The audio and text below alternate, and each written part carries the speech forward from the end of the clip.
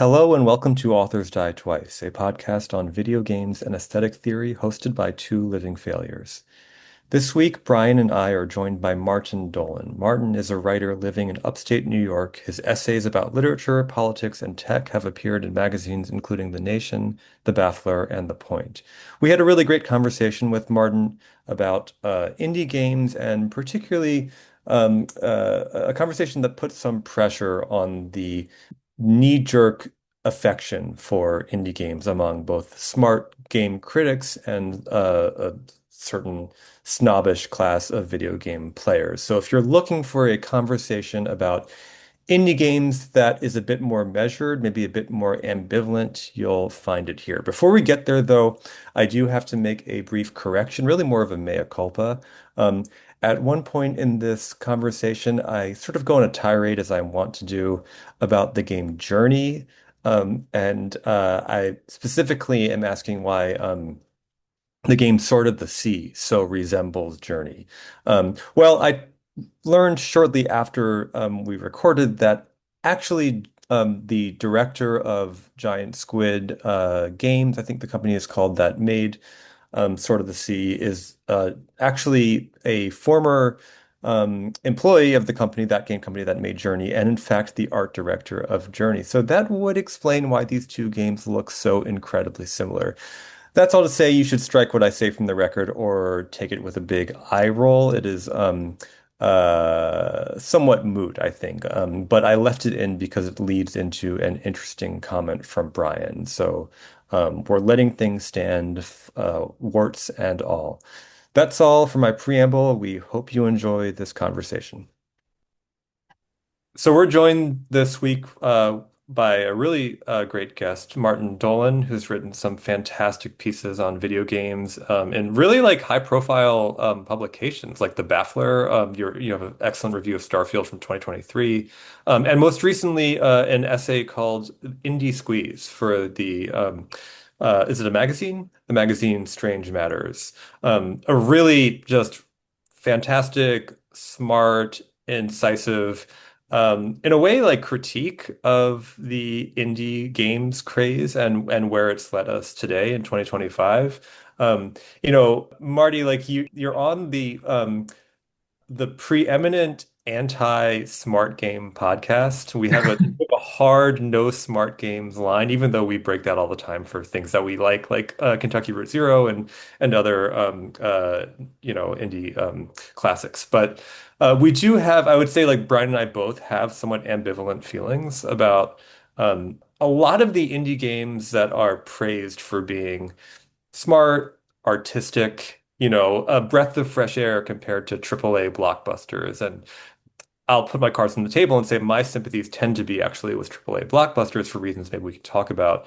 Um, but this is all to say that, your piece on, there's been a lot written on indie games, but yours is, I think, other than being just really smart, beautifully written, has, you're really good at pinpointing and sort of working through some of the contradictions in the indie gaming world and maybe some of the moments of potential tension, right? Or even I don't know. I want to say this is putting words in your mouth. This is not what you say, but I would say a kind of like false consciousness at times. So that's a long preamble, but we're really thrilled to have you on, and thought we might just ask to start, like, if you could recount for us something of your gaming history. This is something we ask most of the guests on our pod. But what got you, like, do you have earlier gaming memories, and specifically, like, what led you down the path of wanting to write about games?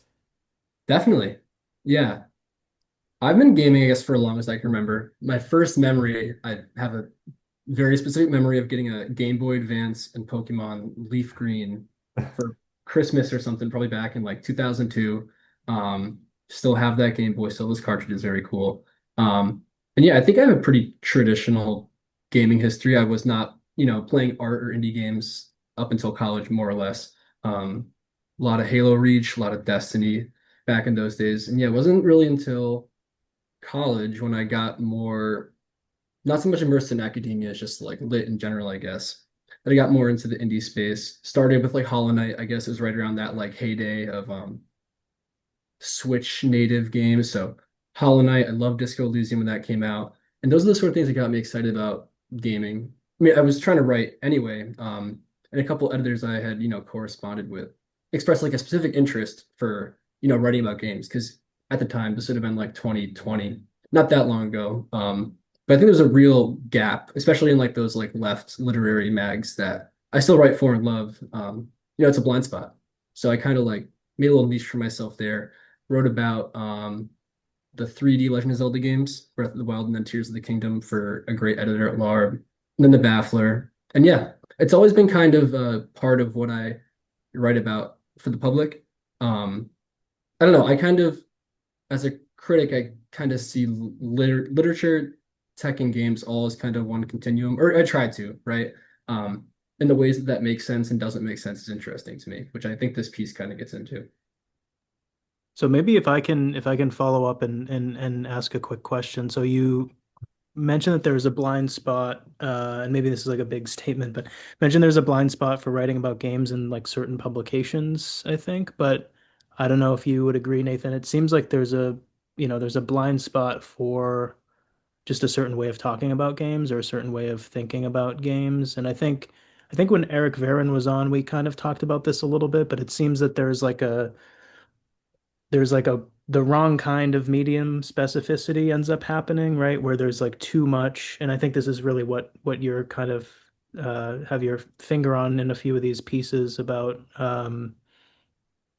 There's almost this like mistaken fetishization of like graphics, for example, and that's going to be the thing that makes a game, really good. Or I also really liked your point that the democratization of like game development tech, I think is what you're referring to, just kind of results in a bunch of shitty games, like if it Yeah. just makes if everyone can make games, then there's just going to be more bad games, basically, and so I wonder, like, you've mentioned this is a question I was maybe going to save for later, but I think we're kind of already here. You mentioned in your review of Critical Hits, I think that the game Pentiment, which I haven't played yet, but now I'm even more kind of convinced to try to play it sometime soon.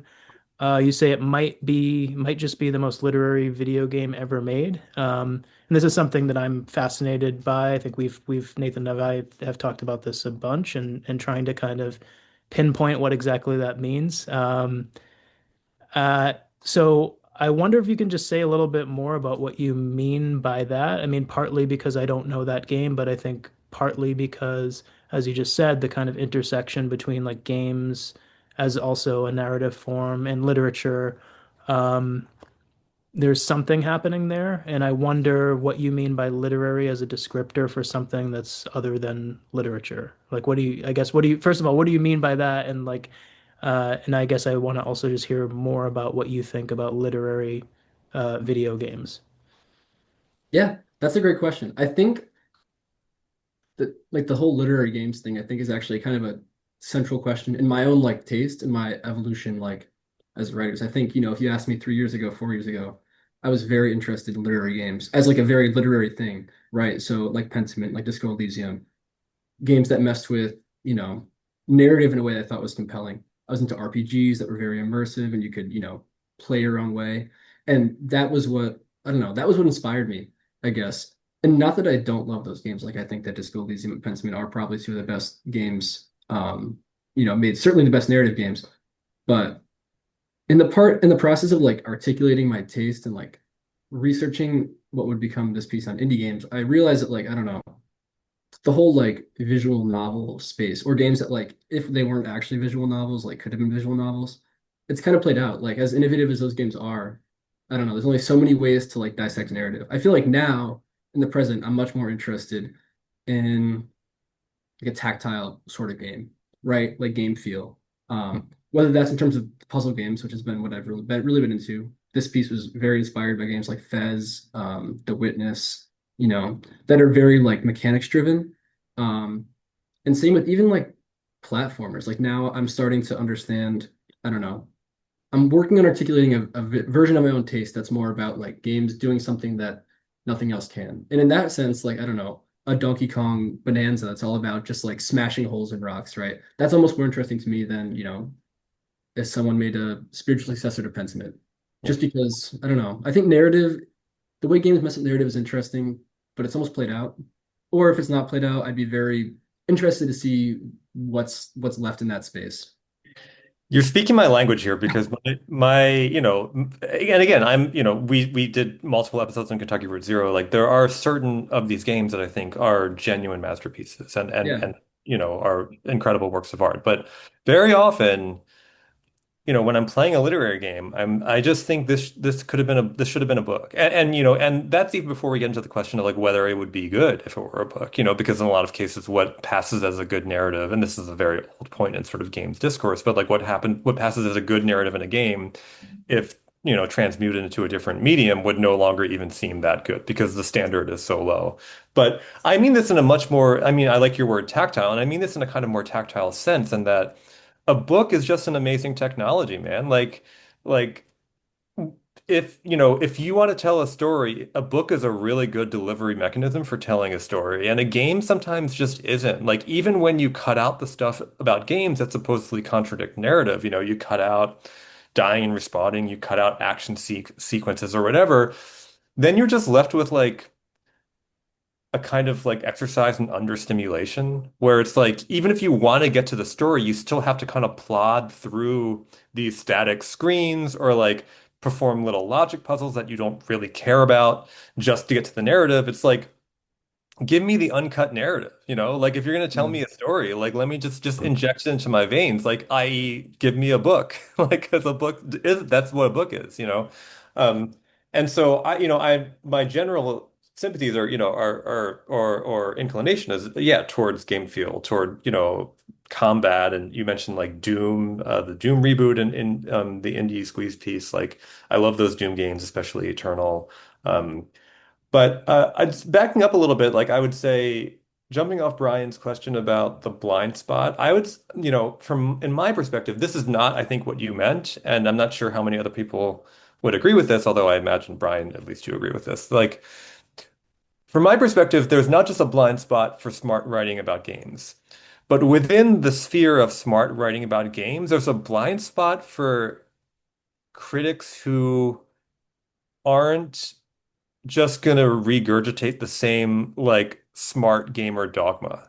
And there is like a smart gamer dogma. Like, open world games suck is one of them.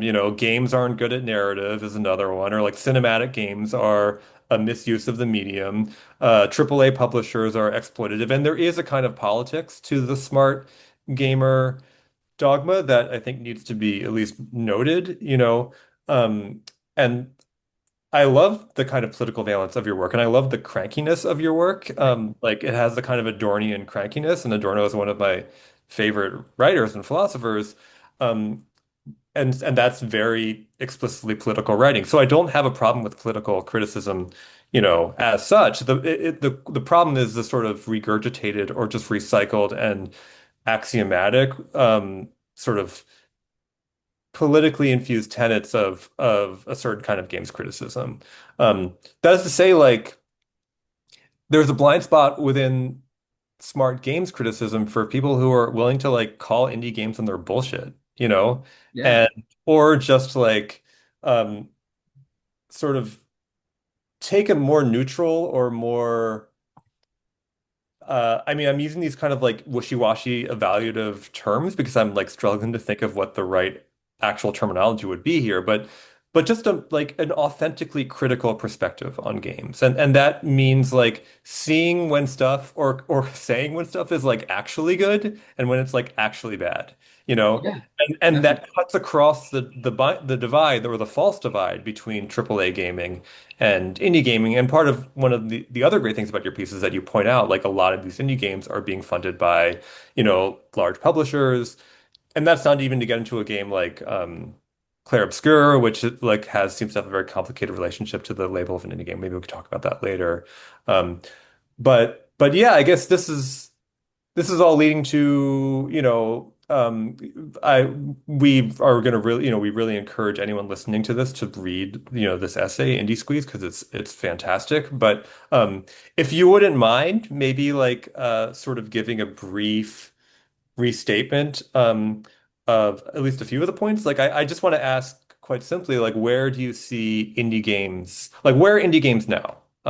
Like, as you point out, 2015, I guess 15 years after the heyday of or the sort of the much lauded and celebrated explosion of indie games in like the late 2010s or late 2000s. Yeah, definitely. I guess so let's I guess just to start with the summary, right? The piece kind of moves. It starts as like a history of indie games, right? I start at like that 2005, 2010, if not the heyday, then I think the crossover moment, right? Because there's certainly indie games like in the 90s. As I point out in the piece, that was kind of like a hobbyist scene, like a hacker scene, not the sort of thing that get much airplay. Um, I trace how technology like Steam for distribution of games, like Unity, home development tools, led to this huge boom of, one and two person led projects. Um, I talk about Indie Game the movie as kind of like this like flag bearer of like that specific moment, which featured Braid, Jonathan Blow's Braid, Fez, and Super Meat Boy, which have, gone on to be like these titans of that like what people think of as wave one indie games. And that was supposed to, like bring on saying a movement sounds corny, but kind of movement, right? Like this like articulate, different version of games as opposed to what AAA was doing at the time. My essay kind of like follows that path, to the present. Acknowledging while there was successes, right? Like for every Hollow Knight and Disco Elysium, there's like literally thousands more indie games that are, Super Mario World but worse, right? And I make this criticism that I think there's a lot of like X plus Y equals Z pitching mentality to games, right? Like everything has to be pegged to a comp, just like in books, just like in movies, whatever. Um, and that there's also at like an aesthetic level some problems with the games that are popular. There's a lot of cozy games, which I don't want to like dismiss wholesale, but like as a phenomenon, that's crazy to me, right? That it's it's like vibe reading, not necessarily artistic, which isn't the problem, but not the sign of the future. So I take all these shots at games, a couple of them now, reading them, 6 months after writing the piece. I'm kind of like, what was I thinking? Like I took some shots at Inside and Limbo, called them all art direction, no substance, which I was trying to be provocative. I love those games. Like I don't think they're bad by any means, but the criticism stands, right? Um, and I try to, articulate like a different model of what indie games can be. I kind of settle on Twitch, the genre that has come to be known as friend slop. I didn't call this in the piece because it's kind of a new word. But think Among Us, think Buckshot Roulette, think Peak is the big one now, that are a little more like, streaming native games designed to be played co-op with friends. They're kind of janky. They're decidedly not artistic in a way that I find refreshing. And like we were just saying, um, they very heavily rely on like game feel, right? They're all about like, janky 3D physics engines and pro-social gameplay. The point being that I think form influences function. The fact that Twitch has become so prominent has led to genuine innovation in these games in a way that like, just another Metroidvania doesn't. Yeah, that's great. And I want to affirm your decision to take shots at Inside and Limbo because those are two critical darlings, darlings of the games are art sort of Yeah. sensibility. And I like them too. I love Inside. I love moments in Inside. Limbo, it's okay. I include Limbo on some of my syllabi. It's an interesting game to talk about, but both games I just think are seriously flawed as games. And so they're brilliant in their way, and they're triumphs of atmosphere, and of emulating a certain like sort of authorized aesthetic style and visual palette. Like that's Totally. we have to be like straight up, like like Limbo is trafficking in a kind of like signifier of artiness, like Yeah. that, and it does it well, but that's what it's doing, you know. It's like That catnip for the New Yorker gaming critic whenever they hire one, right? It's like you exactly, can tell they're catering it to a certain audience. Not that the game's not great, but yeah, yeah, very, very middle brow in a way that I think me and you were both saying, if yeah. not tired, then will be tired shortly after. Exactly. And like and I think part of what I like about your criticism, and again, this is like in a way I just keep thinking of Adorno because like Theodore Adorno will like it'll just seem like he hates something, but it's also like maybe he kind of loves it, but like it's just like that's like dialectical thought and you put in the essay, it's like you formulate the most extreme version of the point, and there actually is truth to the most extreme version of the point, Like limbo is derivative. So it's quite simply it's aesthetically derivative. It's Yeah. also great. and it's brilliant at being aesthetically derivative, and none of those things cancel out the other, you know. Um, so that's like an emblematic moment to me, like what makes this piece such a breath of fresh air. Well, thank you. Yeah, that's kind of what I was trying to do with the on the other side too, right? Like I think in terms of the essay, positioning these like friend slop streamer games as a solution, but they're kind of shitty too. Like Yeah, Among Us is not a piece of high art. I say that straight up. It is like something that someone coded in a long weekend and somehow made $1 million off of. Um, I'm not saying it's art, but the fact that it has this really interesting like pro-social form to it is also compelling. I don't know. I think the fact that both can be true are really, really great.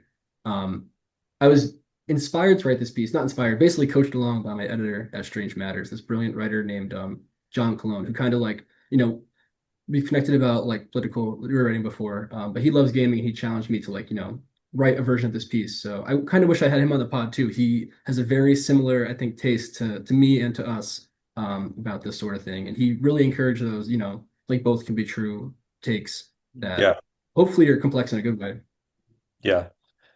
Um, I guess following up on on the shots that you take at entire, at how it works or entire genres, I do really like your critique of cozy games, and the very, just pointing out what's right there on the surface, which is that these games are literally chores, Unpacking is a game about unpacking shit from a suitcase, which is one of the, just a painful exercise. Like, why would you ever do that in a game? And I teach unpacking, and my students often like it. And I'm like, do I kind of like it? Like, maybe I like it a little bit, but I'm also disturbed by it, and Yeah, this. There one thing that's often said, and I maybe this is a winding way of getting to another question I want to ask. But one thing that's often said about AAA games is that they are, essentially like facsimiles of labor. That an open world game is just a checklist of repetitive tasks for you to do, and Stephen Poole made this argument canonically in like 2008. And it's only become more true, but. Um, you're really just like doing a job for Ubisoft or whoever, And I understand that critique and I often agree with it on a certain level, but it's like, well, is the antidote like an indie game where you're literally just doing a job? It's not like Unpacking has some very complicated or interesting game system. Like it doesn't. Not to just like blast that game, but I think like there are a lot of these games where you're just doing, Animal Crossing. What I understand of it, having never played it, seems like you're just doing a job.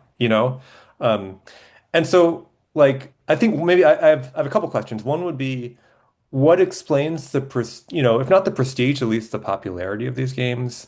Um, but also my follow-up question would be, have you played Death Stranding, which is like a lavishly produced, like impossibly expensive AAA blockbuster about doing an actual job that actually has like incredibly forward-thinking game systems that's built on kind of formal innovation, I would say. I mean, maybe you disagree. I'd be really fascinated to hear what you think about it, but um, that has a kind of structural, formal innovation just on the level of like what it means to traverse space in a game, what it means to carry something in a game. Like it denaturalizes carrying, which is going back to like Colossal Cave Adventure, like a fundamental modality of playing a game is like you pick shit up, but in Death Stranding is a game all about picking stuff up in a way that yeah, has consequences. Um, so that struck me, you mentioned also in your Starfield review, like just the kind of busy work of modern Bethesda games. And so I feel like you have these gestures toward this larger analysis, of the games as work phenomenon. And I just wondered if you had more thoughts about that. definitely. Yeah, I will say I have played Death Stranding. Did not beat the first one. I picked it up when the second one came out, and it's been on my list. Played only a couple hours, but yes, like I love it. I think as a critic, just the fact that like the moment to moment gameplay, right? Like the verb, which is what I'll say, the verb is so stripped down, but the other rest of the game is so maximalist. It's just so like endlessly compelling. It lets the over the top art direction and stuff feel more intentional than I think happens in the average, like Ubisoft open world game. Um, but yeah, I guess to answer your first question, What was the first question again? Like, I was hung up on like the verb, right? Like about cozy games. I guess.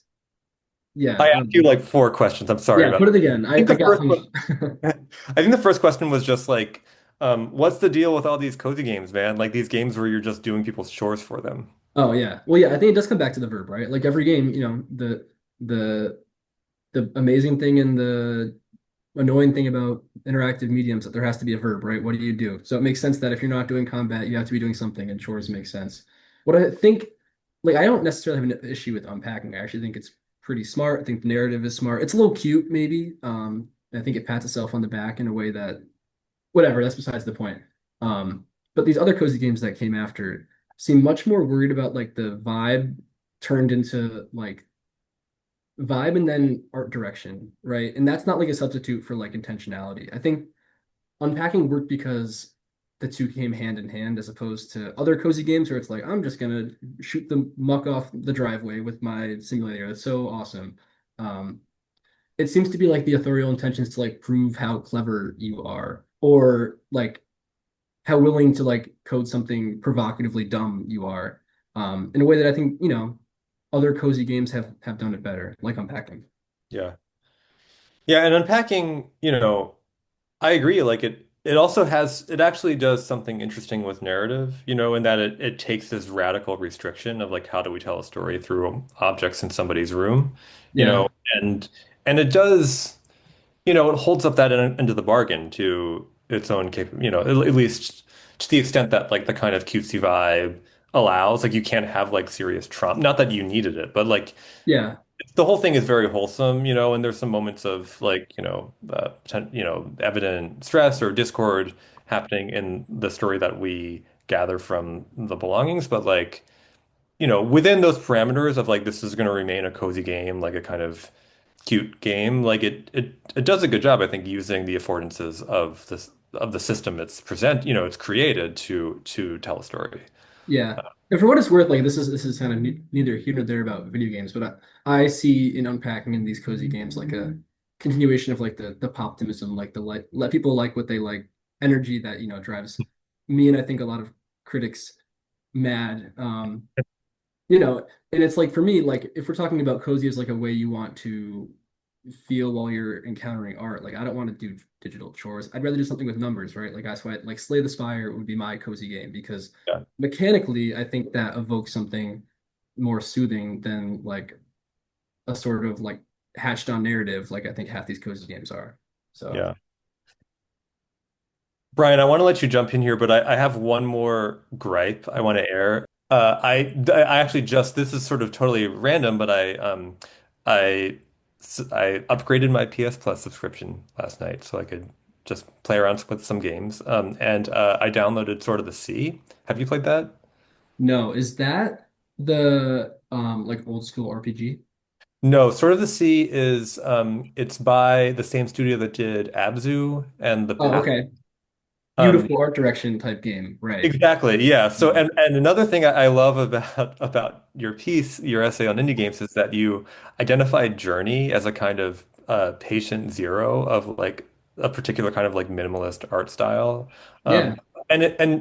and this is less a complaint than just an observation. Like the style of the Pathless, and I haven't played Abzu, but the Pathless and Sort of the Sea is so derivative of Journey as to border on like copyright infringement. And it's that's great. Like again, I'm all for like just aping styles or repurposing styles like that happens in all media. Um, the question though is just like what's at stake in that? Like why Journey? And why is that particular look, proven so definitive of the indie game space? Totally. Well, I think one answer is that, like I said earlier, it's kind of like catnip for that like middle brow critic scene they're trying to cross over to, which is maybe like a snarky negative way to put it, but I think it's true. But yeah, I definitely see it. I feel like a lot of gaming art directors like, see Journey, say something like Inside, and their takeaway is, wow, it's beautiful. I don't really think about like what the art does in terms of like the whole product, right? Like Yeah, not I haven't played those games either. I understand they're very art direction heavy and not super substantive. That's kind of the point, right? They're like vibe games in a way that like I find that like tedious they aesthetically. They are, but my I haven't I'm not familiar with their other games really. I know a little bit of the Pathless. But I would say Sword of the Sea, having played like an hour of it, it's got like it's feel based like Journey too. So it's not just the art style, but also a kind of like, I guess the buzzword is flow, like generating a kind of flow through Yeah, movement, and there is a pretty interesting, good feeling movement system with your little sword hoverboard and a cool way in which the dunes emulate waves. And so it's kind of like a water simulation as well. And then the dunes actually become water, which looks quite good. So the graphics are pretty, I was enjoying just the kind of fluidity of traversal. It feels good in the hands. And so I'm probably going to play the rest of it. Like I like it so far as something to play. Um, but I guess this is just a side thought that just occurred to me as I was describing how sort of the sea works, but there is a way also in which that buzzword of like flow gets literalized in these games into like yeah, actual water or things that behave like water or that look like water. So that's a topic for maybe for another day, but it is like yeah, and their first game was actually set in water, right? It's like a diving game, or the first hmm one of this sort of trio of the last I don't know 8 years or so. Anyway, sorry, I've been talking too much, Brian. Why don't you jump in? Well, yeah, actually, just speaking of flow, like I recently played a bunch of Dredge. I don't know if you'd played Dredge.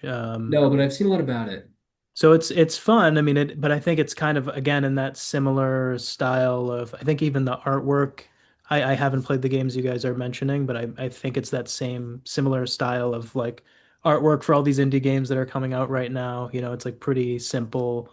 Obviously, you're just going around fishing essentially, and there are these pretty there are interesting things about it because there's kind of like a panic mechanic or Hmm madness or something like that where you start to lose sanity and the world gets more threatening, I guess, at night, which I find kind of interesting. Um, anyway, I guess I would recommend it. It's a fun one, but actually that maybe is kind of to the point of my question, which is that I think earlier you mentioned that part of what you're trying to do is articulate your taste as a gamer. And I think, like I, I think on this podcast we tend to think of things in terms of cross medium or like comparing the mediums, like whether that's games and literature or music and literature or whatever. Um, and of course, there are a bunch of pretty self-evident differences between games and other mediums like literature or painting or anything like that. But I also feel like games are kind of uniquely there's a way in which you can spend hundreds of hours playing a game and not really love it, you know? Like you can play Yeah, a game for a really, really long time and say, yeah, I mean, it's fun. I just play it to kill time or whatever, but you wouldn't like reread a novel, 50 times for fun or whatever, right? Like you only really the threshold of re-engaging with something in a different medium is usually a bit higher than it is in games. And so I wonder if you can say like maybe a little more, or just say a little more directly about what you like about the games you like, right? Like it's we can name games we like, but like what is it that you like in a game, or what is it that you really, what gives a particular game for you like the mark of distinction as a work of art, if you're thinking of games as a work of art. yeah, definitely. Um, I watched a really great game talk recently after writing this piece, but it's very much in conversation with it. By the developers of Into the Breach and FTL. I forget what their studio's name, but just these two guys, they're great.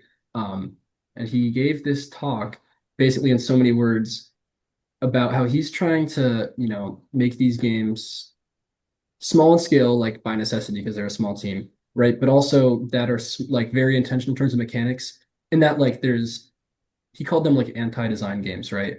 Where not only like is the fiction of the game like stripped away to like a bare minimum, where it's all communicated by art direction, even just like the UI, right? Like the clutter, like all of that is as minimal as possible. Everything's intuitive, and that was really interesting to me because I feel like he, as a developer, kind of articulated what I've been drawn to recently.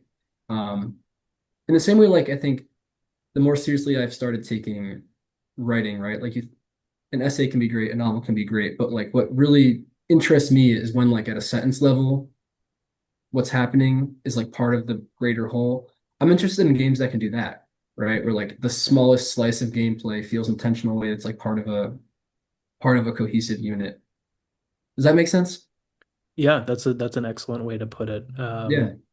Yeah, so I this is I think unrelated, but I actually did want to ask you as well, or kind of point out a point you make because I think Nathan's playing Fallout 4 right now, and in the space junk essay, I really like how you kind of pinpointed Fallout 3, I think, as kind of like the pinnacle of that series, if I'm not mistaken, which I totally agree with. Like I fell in love with that game.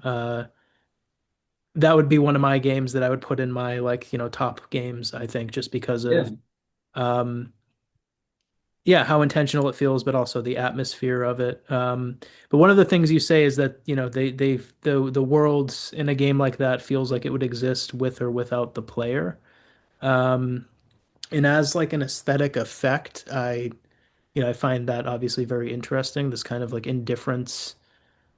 It's a little bit paradoxical, right? With like the indifference of a world of a game being kind of essential to it, in certain cases, being a successful game. Um, so yeah, I wonder, like, do you see, is that something that I don't know, I can't, I guess there are some games I can think of, but that seems like something that's a little bit less of an achievement of recent games. I don't know if that seems to be going away or if you see recent games that are still kind of doing that. No, definitely. I think that goes back to what Nathan was saying earlier about like the fetishization of like, indie games are so great, AAA games are so bad. That's something that AAA games do great, right? Scale. And there's certainly lots of big games that are bad. A lot of them are bad because they're big. But the way that like the good Fallout games and like even like Skyrim, right? People can criticize Bethesda all day long. But I think they do a really good job at like that, like bespoke world design Hmm. of having the world. I saw a great comparison that, maybe not the older ones as much, but the more recent Bethesda games are like little clockwork levels, right? Where things move on cycles and they're not necessarily even striving for reality. Like they're very easy to like get the hang of and exploit, but they feel lived in a way that, like you're saying, it can feel daunting to a player in a good way. And yeah, I don't know. That's a very unique experience to games for sure. And I think it's a unique experience to AAA games, frankly, right? Because if scale is this really tricky thing, it's where I think, a lot of the past 15 years of big budget games have gone wrong just by, biting off more than they can chew.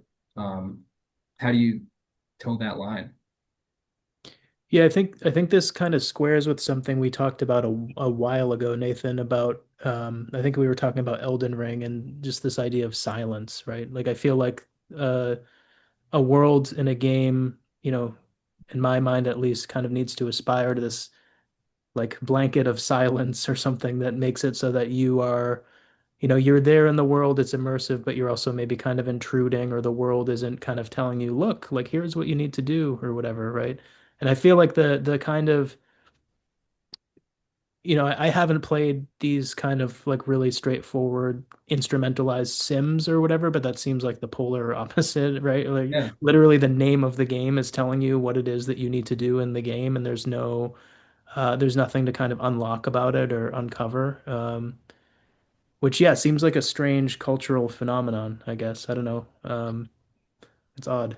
Yeah, I'll jump into just to, I mean, speaking to like the ways in which AAA games can really succeed. An example that keeps coming up here on this pod recently is Returnal, which is, I guess, appropriate with Saros, the sort of spiritual sequel coming out in the next couple of months. But, Returnal is a game where it's not about scale.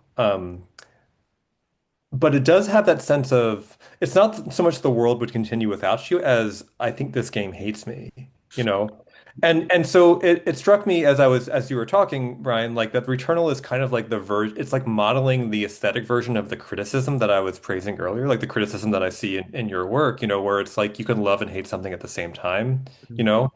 And like Well, first of all, I mean, it drives me up a wall. I'm gonna sound like a Sony fanboy, but it drives me up a wall when like I see people on Reddit or whatever, or like, or smart gaming critics like say, "Oh, Sony just turns out the same like third person narrative driven games over and over Look again." at Because me. if you look at, I mean, that's true on a certain level. Like, God of War is quite similar in a way to like the new God of War is quite similar in a way to like Last of Us, but if you put those side by side with pictures of Death Stranding and Returnal, you'd be like, yeah, like like similar looking sort of photorealistic graphics genre, light, bit, sort of like juiced up, but also what's the word I'm looking for? A kind of genre made respectable, fantasy made respectable, sci-fi made respectable, etc. Zombies made respectable, aesthetically The HBO respectable. treatment. Exactly. But that's the appearance. Like the way that Returnal and Death Stranding are operating at their core are utterly alien. They're utterly strange. They're much more groundbreaking than I think most indie games, or many indie games that are, maybe not the blanket statement indie games as such, but indie games that are critical darlings today, like Hades. The thing about Returnal is that it seems like it actually hates you. You're like, this game is abusive. But how could Returnal hate you when what it gives you, like hands to you on a gilded platter, is the best designed third person shooting gameplay of all time? Like the most exquisite, like Michelin star level like bullet hell shooter. It's like this game loves me, like actually Returnal loves you. It's just like it's both of those things are happening at the same time, and the intensity of both the positive and negative movements in that game, like the purity and intensity with which it solicits our attachment, with its just utterly exquisite craft. And solicits our frustration and disgust and depression with just how brutal and unsparing and just frankly cheap it can be. Um, it's just like that's a real work of art. Like I feel like I'm really getting like sort of riled up here, but like that's That's a like good thing. for me that's what a game should or could be, and more games should aspire to that and less to, whatever else it is they're doing. Yeah. And then like I haven't played the game. It's been on my list forever. And I think that's probably the best pitch I've ever heard for it. So bump it up. You Yeah, gotta play it. You gotta it play it. sounds like it's intentional in a way that I'm not going to go so far as to knock Hades, but I think a lot of difficult games are difficult and not intentional. That like Dark Souls core of just like beating you down, but not really having like, I don't know, the structural oomph to justify it. Mhm. And I think that's what separates a good game from a bad game in any genre, any scale, right? Open world games aren't necessarily bad, but if a game is open world and doesn't have, the so what, the reason to be open world, what the hell's the point? Yeah, I mean, I think the way you kind of maybe put this point is that I think you're writing about in the indie squeeze piece. I think you're writing about Breath of the Wild, but maybe Elden Ring is included in this too, and you say that those are more indie than most indie games, or they have more of the indie spirit, I guess is what you say, than a lot of indie games. And I like the that kind of reversal or negative way of putting that point. And it's this is something I feel not only think about, but just feel often, which is that just in a large sense, whether it's about games or, music or television or anything, there seems to be a real, maybe this is that false consciousness, but a real misunderstanding about why it is that we actually like things, and so much of criticism or talking about games or whatever it is seems to be, as you said, trying to articulate our taste, right? Like I like games because of this. I don't like them because of the graphics. I don't like them because of necessarily even the mechanics or whatever, right? There's this um maybe your Marty, your thing about sentence level kind of containing the seed of the whole is a good way to put it, right? Like Yeah. aesthetic consistency, which looks different, depending on what it is that you're looking at. But the same thing happens in music, and I think the thing with comps makes a lot of sense too, right? It's like people have exhausted or think they've exhausted ideas. And so what do we do now? Oh, we have to make a band that's both, we have to add metal to classical music, and that's going to be the new thing or whatever, rather than taking our territory and just iterating on it in a new way. It's kind of a pessimistic point that I'm making because I do think about this all the time. It can be frustrating, but it's also, I think, pretty stimulating for thinking about why it is that we like these things. But in a way, Definitely. like I think that's the beauty of really good criticism, that it would be I can imagine one could say, well, if you're just articulating taste and not, critiquing societal structures or like revealing the kind of sort of like ethics of art or something, then like that's just dilettantish, kind of, like this is better than this sort of criticism. But like actually like articulating taste is incredibly difficult and incredibly worthwhile. I think in every as long as it's done with the right with appropriate precision, and conviction and just like um it's like with an attunement to the kind of contingencies of opinion that you yourself can feel. It's like you might just be like, I feel like often critics writing about games or any art form will like know in their gut that something that they don't like something, but they'll still praise it or Yeah. Yeah. and likewise they'll know in their gut that they like something, but they'll be like ashamed to say that they like it, or they'll try to belittle it or kind of like give it a backhanded compliment, rather than actually just sort of exploring what it is that's deeply satisfying about it, And so again, like I think that's one of the really great things about your writing, is that I feel that you're, as you say, like you are very, very seriously like articulating what it is you like about games, It reminds me of uh the film critic Richard Brody, who writes for the New Yorker. It's like, oh, he writes for the New Yorker, like you could imagine to be a kind of stuffy, like establishment, a hotbed of establishment takes. But actually, Richard Brody is like I mean, I disagree with him like 75% of the time, like Oh really yeah. strongly. But yeah, he's a pure critic. Like this is a guy who will say, you know, the only good Star Wars movie is Attack of the Clones, and the movie Tar, which everybody lost their shit over, actually sucks. That movie is dog shit, which is basically He'll be like, I hate Paul Thomas Anderson, but I love Back to the Future. It's like, all right, let's go. I want to, if yeah, you can back it up with an essay, I'll give it a read. Let's see. yeah, yeah. So yeah, I mean, I love that. I love criticism that's very serious about taste, actually. Definitely. Yeah. And like what you said about like the political balance, like I think it's there. Like obviously I'm coming from a place where like I have no sympathy for these billion-dollar EA getting bought out by the Saudi wealth fund type situation. Like I think it's gonna be a vehicle for just like AAA games which are already going downhill, getting worse. But you know, giving anyone who calls themselves indie a blank check to just like churn out some shit isn't good for the scene either, right? You gotta call bullshit where you see it. Um, I don't know. It's the equivalent of people who are, gush over A24 movies and like own the t-shirt. And it's like, great, like, yeah, I guess they make good movies, but I think you're latching on to the wrong thing here, man. Yeah. And I don't know, it's a moving target, obviously. Especially when it comes to games, I think the big choke point, like on the developer end, for what they can simply make is scale. It's access to money, it's access to a team. Success means that you get more money for your next project. Scale goes up, shit probably gets worse. That's true in everything. That's true in novels and movies, but I think it's especially true in games and indie games. We've gotten to the point where there is no like middle class double A Mhm. in like game developers anymore, right? There used to be full-time employed professional game developers whose job was to like make the Game Boy Advance port of the GameCube game about the Incredibles. And like that Right. wasn't an amazing game, or it wasn't an amazing job someone like loved going to. But that was like a salary. Doesn't exist anymore.